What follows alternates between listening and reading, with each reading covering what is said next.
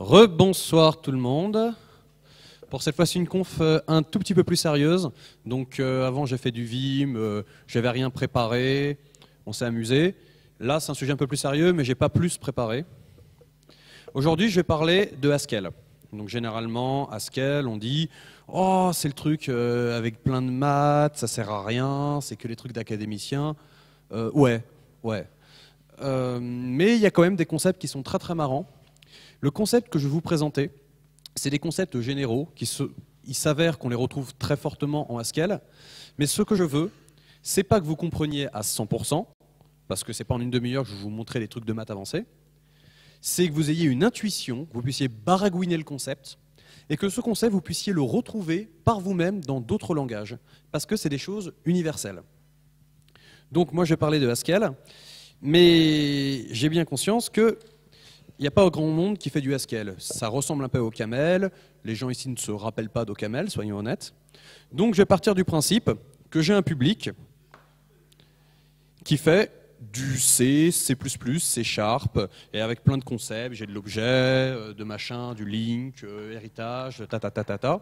Moi je vais parler d'un autre monde, qui est le monde de la programmation fonctionnelle, où là, on a justement le truc qui fait peur, les fameuses monades, les monoïdes, les catégories. Je vous rassure, on ne va pas parler de tout ça. Mon but, c'est juste de donner une intuition et vous montrer comment on peut passer de là à là. Donc évidemment, c'était juste un prétexte pour dessiner une bite au tableau.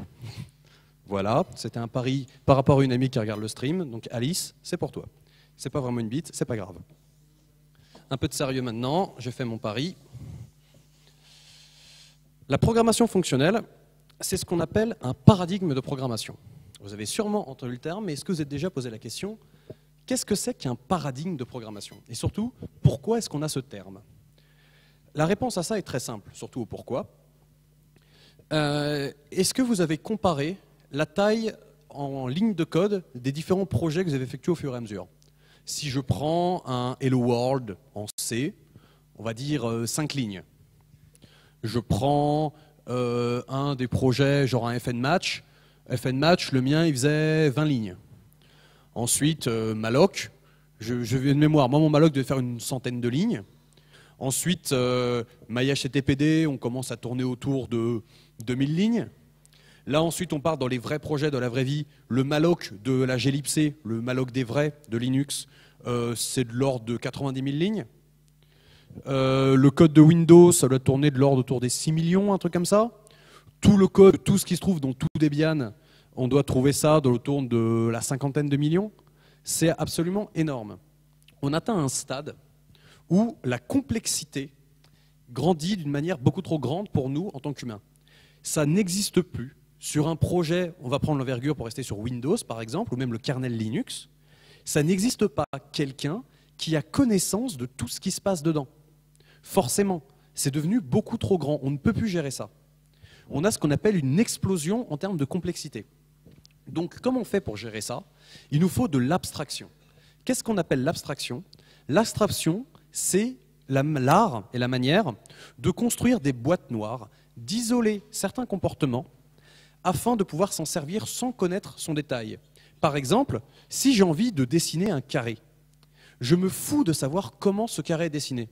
Tout ce que je sais, c'est qu'on m'a mis à disposition une boîte noire, une fonction, qui a pour rôle de me dessiner ce carré. Et je lui fais confiance. On remplit un contrat. Et donc, j'ai des opérations de base. Je vais les abstraire. Je fais une couche d'abstraction. Et je peux me servir de cette couche d'abstraction pour construire des choses un peu plus haut niveau, un peu plus abstraites, ici. Et ces mêmes choses-là, je vais pouvoir construire d'autres couches d'abstraction, comme ça. Et ad infinitum. Donc, l'abstraction, c'est la solution. Donc, si ça vous intéresse, une très très bonne discussion sur l'abstraction et le premier chapitre du SICP, Structure and Interpretation of Computer Programs. Il est disponible gratuitement en ligne. C'est du Lisp, mais c'est bien. Et qu'est-ce que le paradigme a à voir avec ça? Là, je vais vous donner une définition qui est un peu personnelle, mais que je pense n'est pas entièrement conne. Il y a un problème avec ça. Là, c'est cool, vous êtes d'accord, en pratique. Voilà, je t'ai dit, tu fais des piles d'abstraction, tu fais des petits ronds, tu tires des traits, et voilà, tu as abstrait ton code. Ouais, mais non. C'est pas facile de faire de l'abstraction. C'est pas facile de se poser les bonnes questions. Qu'est-ce qu'on doit abstraire? Qu'est-ce qu'on doit isoler? Qu'est-ce qu'on doit représenter? Il nous faut des méthodologies d'abstraction. Un paradigme, c'est ça. Le paradigme, la vraie notion de paradigme, ça vient de l'épistémologie, ça vient de Thomas Kuhn, dans un bouquin qui s'appelle Structure des révolutions scientifiques. Et il dit, un paradigme, c'est un ensemble de codes, de normes et de langages pour décrire quelque chose sur lequel tout le monde s'accorde. Ici, c'est à peu près la même chose. Donc ma petite définition à moi sera, un paradigme en programmation, c'est une méthodologie formelle d'abstraction pour fin de gérer la complexité. Donc ça, c'était le point un peu générique. Vous connaissez déjà des paradigmes de programmation. Vous connaissez bien sûr le paradigme impératif, tac, tac, tac, ou procédural. Vous avez sûrement vu, là, depuis cette semaine, les paradigmes objets. Il y en a plein d'autres. Et aujourd'hui, je vais vous en parler d'un nouveau. Alors, forcément, je sais, vous venez de l'objet, du procédural, de l'impératif, vous ne pensez pas comme ça. Qu'est-ce que ça veut dire programmation fonctionnelle? En fait, tout est dans le nom, ça veut dire qu'on parle principalement avec des fonctions. Qu'est-ce que ça veut dire? Je vais prendre un exemple en C très très simple. J'écris très très mal, je vous préviens. Vous m'arrêtez dès qu'il y a un truc que vous n'arrivez pas à lire correctement et je prends un gars qui fera mon scribe. Int f, int x, une fonction, je prends un entier, je retourne un entier. Et dedans, blablabla, blablabla, return y. Que des choses que vous connaissez. À aucun moment, je vous assure, on va parler que de choses que vous connaissez. Est-ce que vous comprenez ça? Il n'y a personne qui répond, ça me fait peur. Non, oui. Si vous connaissez ça, vous connaissez la programmation fonctionnelle. La programmation fonctionnelle, c'est de dire, ça me fait pas peur. Et ça, c'est de la donnée, tout comme une variable. J'avais un entier x, c'était de la donnée, ça c'était du code, moi je dis, ça me fait pas peur, ça c'est également de la donnée. Alors ça peut surprendre au début, de dire code et données, c'est la même chose. Je peux vous le prouver de manière très très simple, on l'a tous fait à un moment, pour des raisons d'opti ou n'importe quoi, de remplacer une fonction par une table d'association. Par exemple, je vais optimiser la fonction sinus, plutôt que de faire le calcul, j'ai une table d'entrée-sortie et j'ai juste à regarder et associer, c'est déjà précalculé. Peut-être vous avez triché comme ça sur Fibonacci par exemple. Vous venez de faire Fibonacci, vous avez hard-codé tous les nombres en disant j'associe ça à ça. C'est la même chose, c'est isomorphe. C'est la preuve qu'effectivement, une fonction de la donnée, c'est la même chose. Donc tout ce qu'on dit, c'est ça me fait pas peur, c'est la même chose. Je quitte le monde du C, C++, je vous l'écris en Haskell. En Haskell, la manière dont on dit une fonction, on va commencer une variable x est de type entier, on inverse, on dit x a pour type entier. C'est juste changement de notation. C'est fait parce que ça nous rappelle les maths. En maths, on aurait dit x appartient à l'ensemble des entiers. Ensemble type très très similaire. Dans les vraies théories mathématiques, c'est très très similaire. Je vous épargnerai les détails, même si c'est très intéressant, mais on n'a pas le temps. Donc, je dis ça comme ça. Est-ce que jusqu'ici, il y a des questions? Normalement, que des choses que vous connaissez. Maintenant, ma fonction. Quel est le type? Eh bien, c'est une fonction qui prend un entier et qui retourne un entier. Et donc, je vais l'écrire. Je prends un entier. Je retourne, avec une flèche, un entier. Ça et ça, kiff kiff. Donc, que les choses que vous connaissez. Je vais abstraire un peu ça. J'abstrais un tout petit peu. Plutôt que de parler d'un type concret qui s'appelle int, je vais parler un type n'importe lequel. Et ce type arbitraire, générique, je vais l'appeler A. A pour n'importe lequel. Et je vais dire cette fois-ci, x a pour type A, c'est une assertion. Je dis x a le type A, et je dis f a le type A vers A. Est-ce que jusqu'ici, tout va bien? Je vais prendre une deuxième fonction. G, qui a pour type A flèche A. Je prends un A, je retourne un A. Qu'est-ce que j'aimerais faire? J'aimerais combiner ces fonctions. Comment je peux combiner ces deux fonctions f et g? Réfléchissons un peu. Il n'y a pas 36 manières. J'efface ça. Je pourrais appeler f sur x. Alors, chez notre notation, chez vous, on mettait entre parenthèses. Nous, on ne met pas les parenthèses. Parce que, visuellement, c'est du bruit. Et puis, ça nous rappelle, la notation mathématique, ça ressemble à la multiplication. Ça ressemble à la multiplication.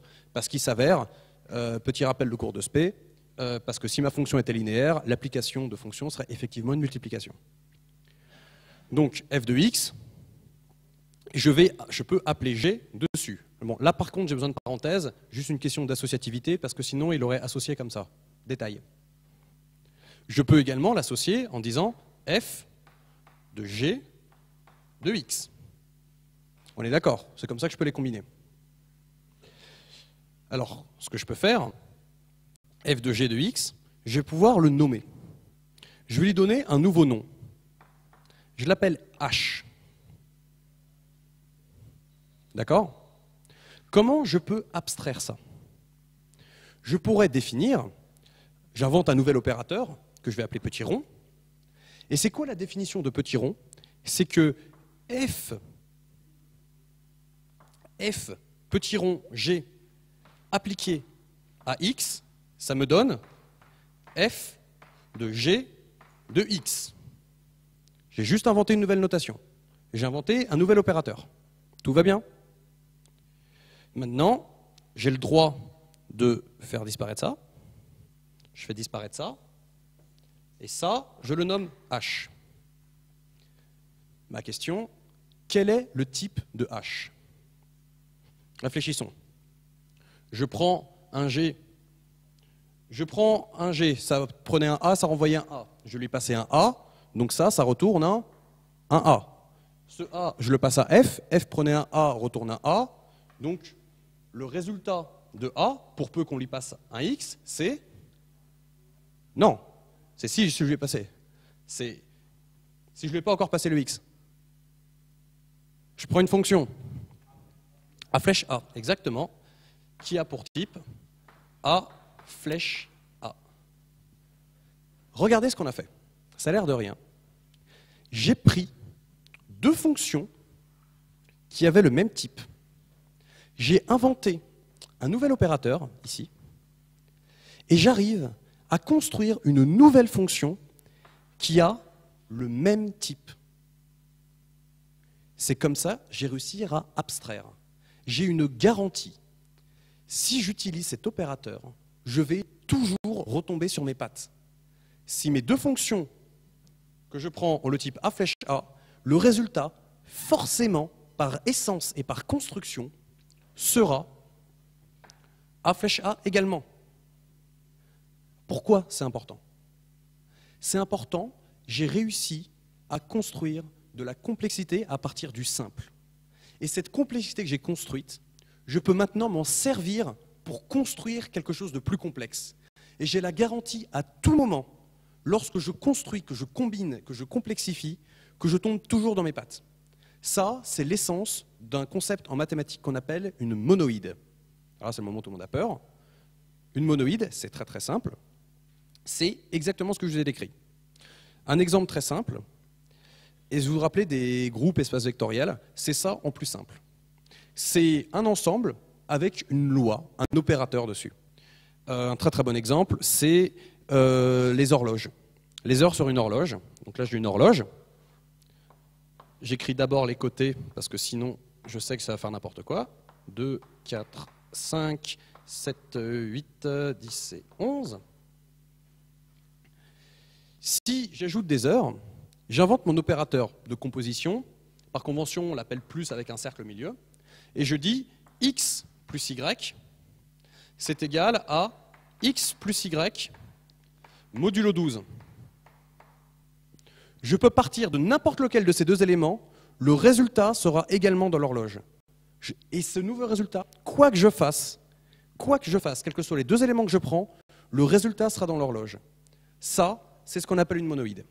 Enfin, pour être une monoïde, il faut obéir à quelques lois, quelques règles qu'on va s'efforcer de respecter, qui sont très très simples. On en a deux. La règle de l'associativité. Qu'est-ce qu'elle dit?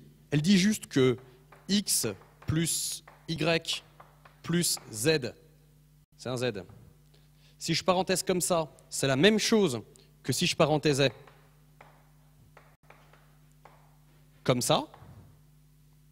Et je demande également à ce que j'ai un élément neutre tel que x plus ce petit 0, ce n'est pas le 0, la valeur 0, mais c'est l'élément neutre, sera x, et 0 plus x sera x. Je suis obligé de définir les deux, parce que dans une monoïde, je n'impose pas la commutativité. Je n'impose pas qu'on puisse interchanger l'ordre. Et moi, je suis en train de vous dire, les fonctions forment une monoïde. Alors, une fois qu'on a accepté le fait que c'était un terme un peu barbare, pourquoi? Déjà, j'ai la règle de stabilité. Effectivement, c'est ce que je vous ai dit. Je prends deux éléments de mon ensemble. Mon ensemble, c'est les fonctions de A flèche A. Et le résultat est également dans l'ensemble. Stabilité. Est-ce que j'ai l'associativité? Je ne vais pas vous le démontrer. Oui. Maintenant, il me faut cet élément neutre. Quel peut être l'élément neutre? Oh, l'identité, oui. Bien joué. Tout simplement, l'identité. ID, j'écris mal, attendez, je l'écris bien. ID de x égale x. On est d'accord que ça a pour type, le type de ID, c'est A flèche A. Je prends un machin, je retourne exactement le même. Donc forcément, ça a le même type. Et effectivement, si je les combine, f rond l'identité ou identité rond f, c'est f. Il n'y a pas de problème. Et donc, j'arrive à gérer la complexité en construisant des monoïdes. Est-ce que pour l'instant, on a des questions, des problèmes, des choses pas claires? Une question là-bas.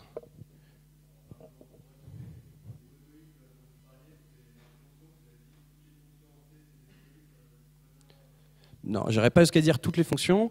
Là, je me suis permis de rester dans un truc où il n'y avait qu'un seul type et toutes les fonctions autour de ça pour simplifier. Si tu veux savoir, effectivement, je peux avoir des trucs où A retourne B, B retourne C, et ça marche si la sortie et l'entrée marchent. Mais là, c'est plus une monoïde, ça s'appelle une catégorie monoïdale, et là, je vais paumer encore plus de monde. Donc, on va s'autoriser d'imaginer que c'est uniquement le même type comme ça.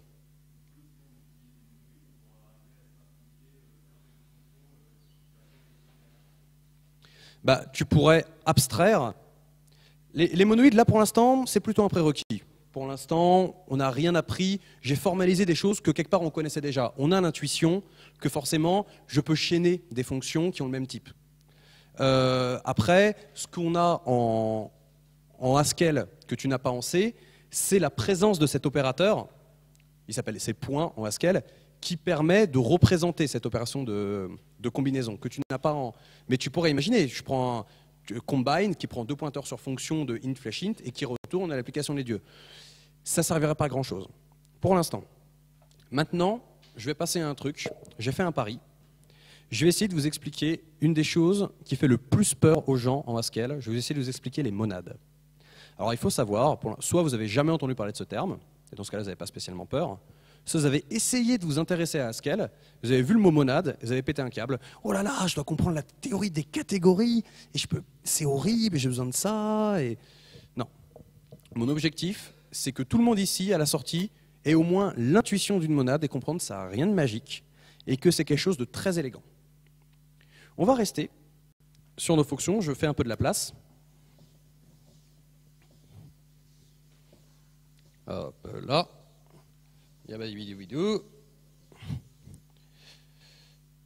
Cette fois-ci, j'aimerais ma fonction qui prenait A vers A. Maintenant, elle prend un A et elle me retourne un A avec un contexte en plus. M de A. Alors attention, j'explique. Qu'est-ce que je veux dire par un contexte en plus?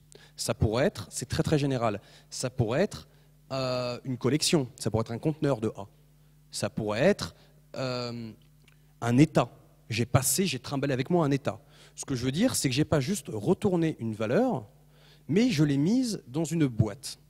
Cette boîte représente un calcul en plus, un contexte en plus. Ça peut, par exemple, le contexte de l'échec, le contexte de une collection d'éléments, j'en ai plusieurs. Ça peut être le contexte des effets de bord. Par exemple, je pourrais dire, si ça, un cas particulier de M serait les entrées-sorties, je pourrais dire une fonction getChar en C, on peut imaginer que ce serait, je prends rien et je retourne un entier, je retourne un caractère. Là, en Haskell, on va dire, je retournerai un IO de ce caractère. C'est-à-dire, je te retourne un caractère, mais la raison pour laquelle, c'est parce qu'il vient d'un contexte. Ce contexte, c'est l'entrée-sortie.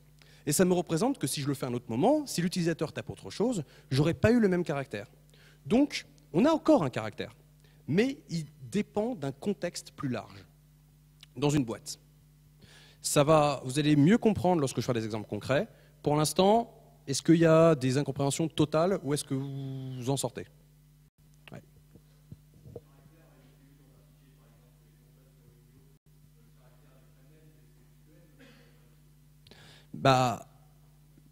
Lire d'un point de vue d'un programme, lire sur l'entrée standard, là, sur un fichier, si tu ne rappelles le 42SH, c'est kiff-kiff. Fondamentalement, c'est la même chose. Ce qu'il faut comprendre, c'est que tu dépends d'un environnement externe. C'est surtout ça qu'il faut comprendre. Et si j'avais modifié mon fichier entre deux exécutions, j'aurais pas eu le même résultat. C'est ça que je veux montrer. C'est pas tant spécialement le caractère à l'entrée standard. C'est l'idée générale de je dépends d'un contexte qui m'est supérieur. De là où il y a la fonction, du coup, en fait. C'est pas tant le contexte de là où il y a la fonction. C'est plutôt de dire là où il y a la valeur. La valeur n'est pas venue toute seule. Elle est venue dans une boîte. Si ça ne te dérange pas, on va patienter juste un tout petit peu plus. Je te ferai un exemple concret juste après. Parce que c'est vrai que quand c'est abstrait, on a un peu de mal à dire. Quand je te donne un contexte, c'est très très général. Mais par exemple, tu pourrais voir, est-ce que tu as fait du camel? Non. Une liste, c'est une monade. Dans le sens où j'avais un entier, j'ai une liste d'entiers. J'ai placé ça dans un contexte qui représente le fait qu'il y ait plusieurs valeurs. Donc tu pourrais imaginer, par exemple, une fonction qui parse une chaîne de caractères pour faire un AST, par exemple. J'ai plusieurs interprétations possibles. Quelle interprétation je ressors? Tu pourrais dire, je ressors la liste des interprétations possibles. Donc là, j'ai ressorti une valeur, mais dans un contexte. Ce contexte, c'est le non-déterminisme. C'est le contexte de, il y a plusieurs choses qui sont valides. Et je l'ai mis dans une liste. Donc en ce sens, j'ai placé ça dans un contexte. Est-ce que tu vois un peu mieux? On va voir les exemples. Ouais. On va pas rentrer là-dedans. On va juste se contenter de prendre un G qui a également le type A vers grand M de A. Donc pareil avec un contexte. Et moi, ma question maintenant, c'est de la même manière que j'avais chaîné F et G à l'aide d'un opérateur, j'aimerais pouvoir chaîner ces deux choses. Effectivement, j'ai un problème. Là, les types collaient. Là, ils ne collent plus vraiment. A et M de A, ce n'est pas le même type. Donc, comment je peux faire? Ça, c'est au cas par cas selon la monade. Mais on va faire un opérateur de combinaison. On va l'appeler bind, par convention, qui a en Haskell une syntaxe un peu bizarre. C'est chevron, chevron égale. Alors, qu'est-ce qu'on veut? C'est si je te passe une fonction f qui prend un a et qui retourne un m de a, que je te mets un g derrière qui prend un a et un retourne et un m de a, le résultat sera a vers m de a. C'est ce qu'on cherche, on veut les combiner. Donc je rajoute une petite flèche ici, comprenez bien pourquoi. Et quand vous arrivez dans Haskell et vous demandez quel est le type de ça, il va vous répondre ça. Il vous dit, si tu me passes un m de a, une fonction qui prend un a et un m de a, alors je te retourne un m de a. Je me suis embrouillé dans mes trucs, c'est pas grave. Ça fait peur parce que c'est asymétrique. Ce qu'il faut se rappeler, c'est si jamais le petit a était là, j'ai juste chaîné deux trucs comme ça. Donc ça, tout simplement, c'était ce qu'on appelle une monade. Une monade, c'est comme composé avec les monoïdes, mais en propageant un contexte. Alors là, c'est le moment, on va enfin faire une démo, parce que c'est vrai que c'est très très abstrait. Avec une question très simple, c'est quoi la chose qui vous fait le plus chier au monde quand vous codez? Moi, c'est question rhétorique, hein. Moi, la chose qui me fait le plus chier au monde quand je code, c'est la gestion d'erreurs. C'est absolument insupportable. Est-ce que ça vous est déjà arrivé? Je fais 5 opérations à la suite, n'importe laquelle de ces 5 opérations peut se planter, et si à tout moment il y en a une seule qui a planté, je dois me tailler de tout.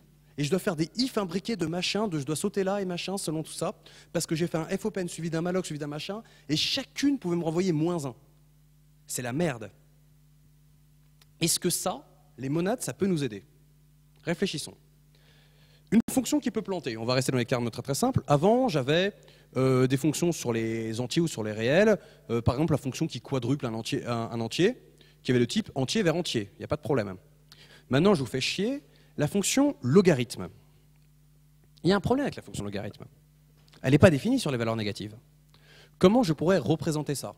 D'une manière générale, indépendamment de Haskell, si vous deviez coder la fonction logarithme, comment vous représenteriez, comment vous gériez le cas où on vous a passé un nombre négatif? Il y a différentes manières. Je pourrais jeter une exception. Tous les langages n'ont pas le support des exceptions. Les exceptions, personnellement, je trouve ça crade.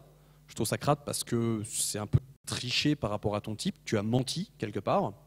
Je pourrais, et puis ça casse mon flow d'exécution, ça saute partout, c'est la merde. Je pourrais retourner une fausse valeur qui représente un échec, par exemple le -1 dans le cas de read, par exemple. Sauf que je ne travaille pas toujours sur des types de données où j'ai de la place pour mettre un -1. Si par exemple le réel, logarithme retourne un réel ça peut être tout. Je n'ai pas la place pour mettre une fausse valeur. Je ne peux pas dire -1, parce qu'il y a des logarithmes qui en retournent -1. Donc, qu'est-ce que je peux faire? Eh bien, je vais représenter, je vais dire, je vais créer un nouveau type de données. Il existe déjà en Haskell, hein, qui s'appelle maybe et ressemble beaucoup au type option de OCaml. Et je vais dire, alors un peu de syntaxe Haskell, ça ne devrait pas vous faire peur. Data, je définis un type de données. Maybe, elle s'appelle maybe, c'est un type. Maybe de A, qui est paramétré sur un type arbitraire. C'est soit rien, nothing. J'écris mal, je sais. Soit just A. C'est la même chose que le type option. Et donc là, c'est comme une valeur, sauf que cette fois-ci, je l'ai augmenté d'un contexte. Quel est ce contexte? Le contexte que potentiellement ça peut échouer. Pareil, donc si je vous dis quel est le type de nothing, le type de nothing, c'est un maybe de quelque chose. Just 42, c'est un maybe entier. Donc j'ai pas juste un entier, j'ai un maybe entier. Et donc je peux représenter cette fois-ci ma fonction logarithme. Je me suis donné les moyens de toujours avoir la place pour cette valeur en plus qui représente l'erreur. Et je vais dire, bah en fait, logarithme, bah tu vas prendre un R pour réel, hein, et tu vas retourner peut-être un entier. Sous-entendu, peut-être que tu vas te planter.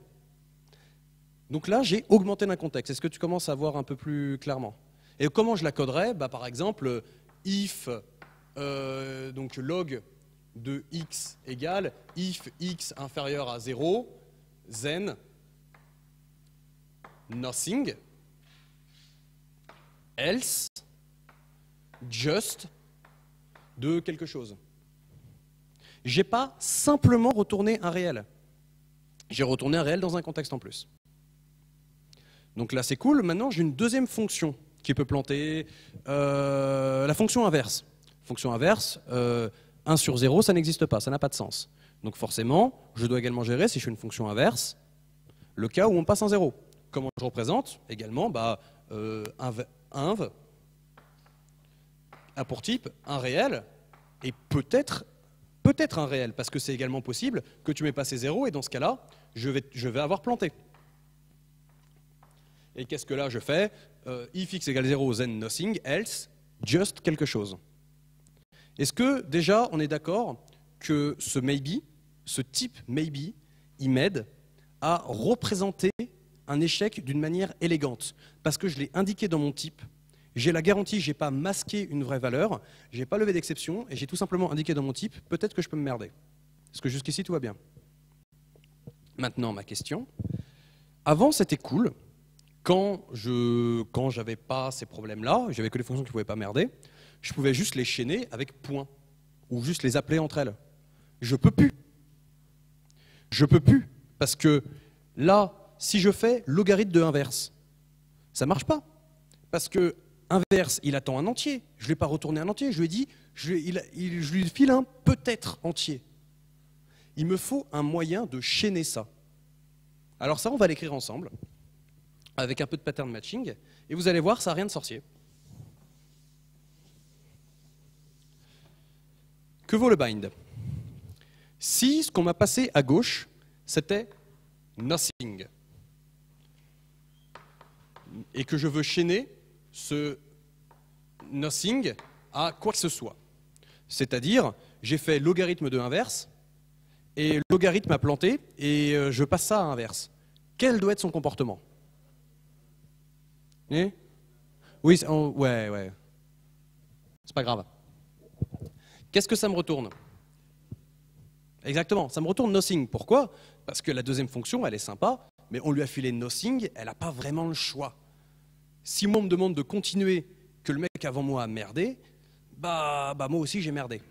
Donc, chaîner deux trucs, si le premier a merdé, bah c'est également merdé.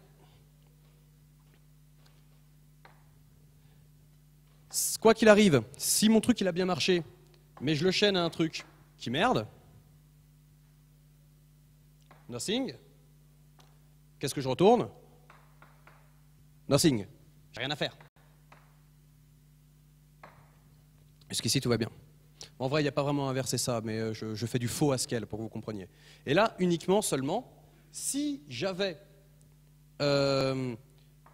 bien un résultat, just de x, je veux le binder sur, il faut absolument que j'arrive à écrire ça correctement, merci, sur une fonction f, mais qui, elle, prenait un x, bah qu'est-ce que c'est? J'ai réussi. Donc déjà, comment je dis que j'ai réussi? Just. Et qu'est-ce que je mets à l'intérieur? F de x, exactement. Oui, c'est sorcier. Et donc là, je me suis construit un nouvel opérateur. Je peux chaîner des fonctions qui peuvent merder. Et à tout moment dans ma chaîne, si à un moment j'ai merdé, tout le résultat a merdé. Sans exception, sans erreur. Personnellement, je trouve ça assez élégant. Est-ce que vous avez des questions? Oh, j'ai réussi à calmer les questions. Alors, est-ce qu'il n'y a pas de questions parce que personne n'a rien compris ou parce que j'ai réussi à vous convaincre? Ok, il n'y a personne qui répond, ça me fait peur. Il me reste combien de temps? Ah, bah j'ai fini. Donc, en conclusion, on a vu un tout petit échantillon de Haskell. C'est pas du cœur Haskell, mais c'est une théorie, voilà comme quoi une théorie mathématique basée sur des ensembles et tout ça, qu'on appelle les monades, sans vous l'expliquer avec des termes mathématiques super compliqués en théorie des catégories. On a pu avoir l'intuition de comment ça peut nous aider dans un design d'une manière fonctionnelle et propre pour propager un contexte. Maintenant, essayez d'imaginer que ce contexte n'est pas potentiellement l'erreur, ça pourrait être, tiens, petite question, je vous ai dit à un moment, la liste est également une monade. Maybe est une monade, la liste est une monade, et que la liste représentait le non-déterminisme. C'est-à-dire, par exemple, j'ai une fonction, jette-moi un dé. Qu'est-ce que tu me retournes? Ça retourne un entier, oui, bien sûr, mais je retourne 1, 2, 3, 4 ou 5 ou 6. Potentiellement tous, avec on va dire que c'est un dépipé, histoire de faire chier le monde. Pas avec différentes probabilités, je retourne quelque chose. Bah, qu'est-ce que je vais faire? Je vais dire, je les retourne tous, en disant, j'ai ton probabilité de retourner ça, ton probabilité de ça, tac, tac, tac, tac, tac, je les mets dans une liste. Maintenant, qu'est-ce que ça veut dire de chaîner ça sur une autre fonction qui prenait ce résultat et qui, selon ça, refaisait un autre jet de probabilité? Comment je fais pour propager ça? C'est tout simplement, pour chaque élément, je fais un produit cartésien. Pour chaque élément que je prends, je l'applique et je le mets dans une liste. Donc j'avais, au départ, un élément, tout seul. Je retourne une liste d'éléments. Je veux le chaîner. Qu'est-ce que ça veut dire chaîner comme ça? C'est, je prends celui-là, je le mets dans une liste, il me retourne une liste. Je prends celui-là, il met une liste. Lui, par exemple, comment je représente l'élément neutre? Allez, un peu d'imagination. Une liste vide, très très bien. Je retourne une liste vide. Toi, tu me retournes ça. Et ensuite, j'ai juste à prendre cette liste de listes et à l'aplatir, et ça me fait une nouvelle liste de probabilités. Donc voilà comment j'ai pu chaîner, et la preuve que la liste est effectivement une monade. Et vous pouvez voir que effectivement, si vous, un exemple très classique, c'est une question, j'ai un cavalier sur un échiquier, je veux savoir en 3 coups quelles sont les cases qu'il peut atteindre. Un peu de réflexion. Là, ce que je pourrais dire, c'est pour un coup donné, qu'est-ce que je peux atteindre à partir d'une position? Il y a divers coups. Comment je représente ça? Ben, je les mets dans une liste. La liste de tous les coups possibles. Ça, je l'enchaîne une deuxième fois sur la même fonction. Ben, je propage ma probabilité sur tous les coups. Si j'avais pris ça, alors j'aurais eu telle probabilité. Si j'avais pris ça, j'aurais eu telle probabilité. Tac, tac, tac. J'aurais pu atteindre ça. J'unifie tout. Je recommence. Et juste en tournant 3 fois. Et après, voilà, j'ai ma liste de tous les coups que je peux atteindre. Et après, pour savoir si je pouvais atteindre telle case, est-ce que l'élément que je cherche est dans la liste? Simple, net, efficace.